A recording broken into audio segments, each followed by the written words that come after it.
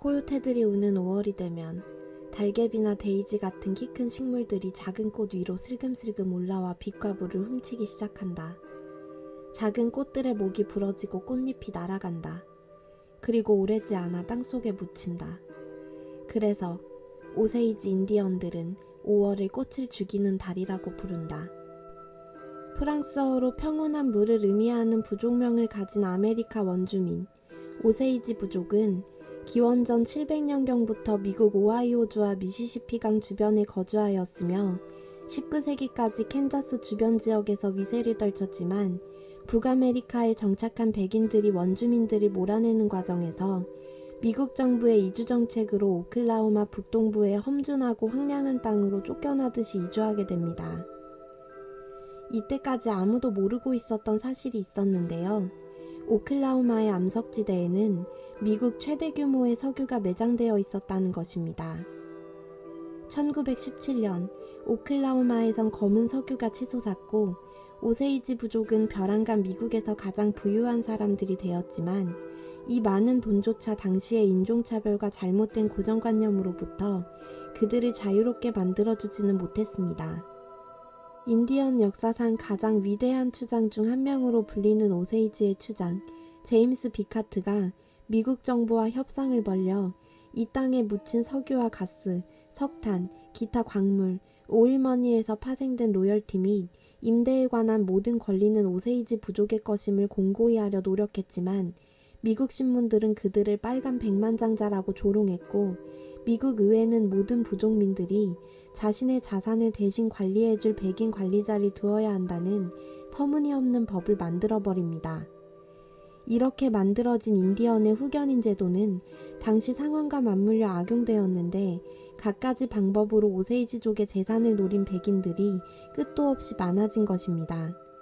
상점의 물건을 부족민에게만 바가지를 씌워 팔거나 부족민을 특정 상점이나 은행하고만 거래하게 한 후 리베이트를 챙기는 일이 다반사였고 이러한 부조리의 선봉에는 판사, 검사, 변호사, 정치인과 목장주들이 있었기 때문에 부족민들은 돈이 있어도 마음껏 쓸 수 없었으며 아이들의 교육비나 병원비로 지출해야 할 돈이라 해도 예외가 없을 정도였습니다. 이런 시기에 오클라호마에서 목축업을 시작으로 자수성가한 윌리엄 헤일의 조카 어니스트 버크하트와 오세이지족의 여인 몰리의 결혼이 이루어지게 됩니다. 그리고 얼핏 인종적 차이를 극복한 사랑의 결실로 포장된 이 결혼 이후 기름에 흠뻑 적셔졌던 오클라호마의 땅은 원주민들의 피로 붉게 물듭니다. 1918년 몰리의 동생 미니가 독에 의해 사망한 후 1921년에는 몰리의 사촌 찰스 와이트온과 언니 애나가 몇 주 간격으로 총에 맞아 사망한 시신으로 발견되었습니다.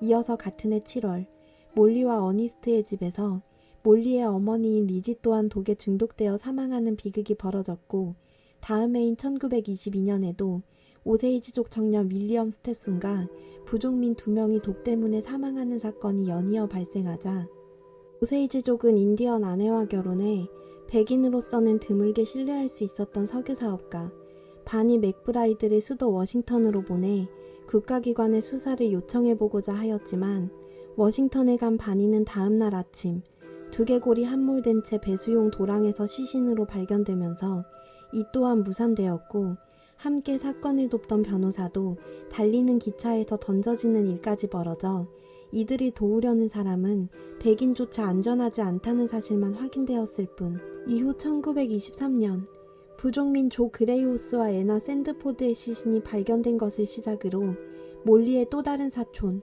헨리 로안이 자동차 안에서 머리에 총을 맞고 사망했는데 로안은 몰리의 남편 어니스트의 삼촌 윌리엄으로부터 12,000달러를 빌린 적이 있었고 윌리엄은 로안의 생명보험금 25,000달러를 얻었다는 사실이 드러납니다.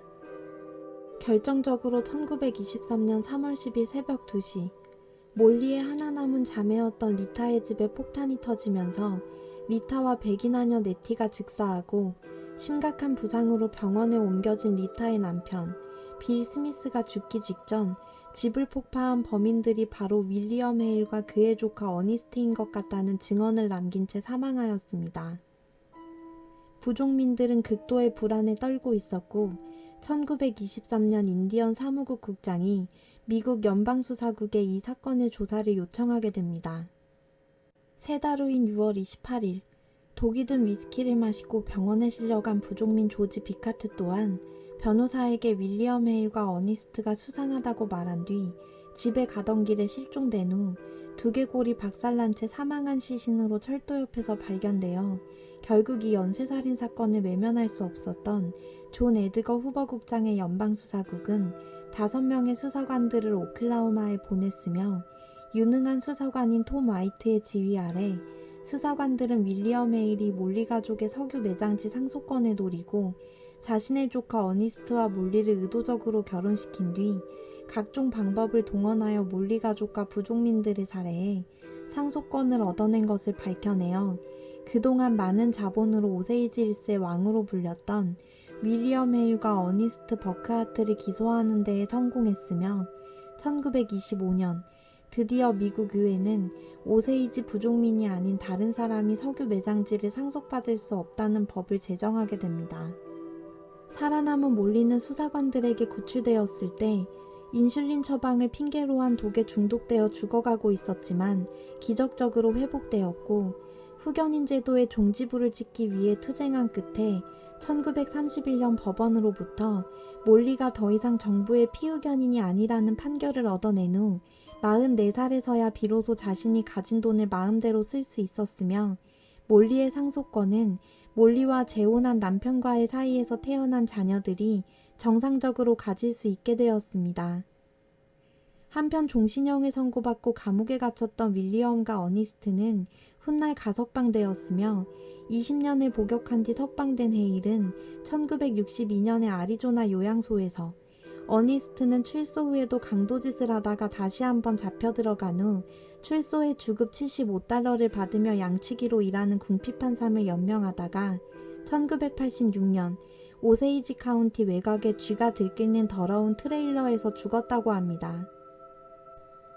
오세이지족은 쫓겨나듯이 정착한 황폐한 땅에서 솟아난 석유 덕분에 미국 전역의 골드러시를 합친 것보다 더 많은 부를 창출했지만 백인들의 질투 어린 시선과 편견 그리고 언론에 의해 지구상에서 가장 게으른 사람들이나 문명화되지 않은 원시적인 형태의 인간 등으로 묘사되며 재산을 보호해준다는 미명 아래 인종차별과 잘못된 권리의식에서 비롯된 심각한 폭력에 노출된 채 억울하게 희생되었습니다.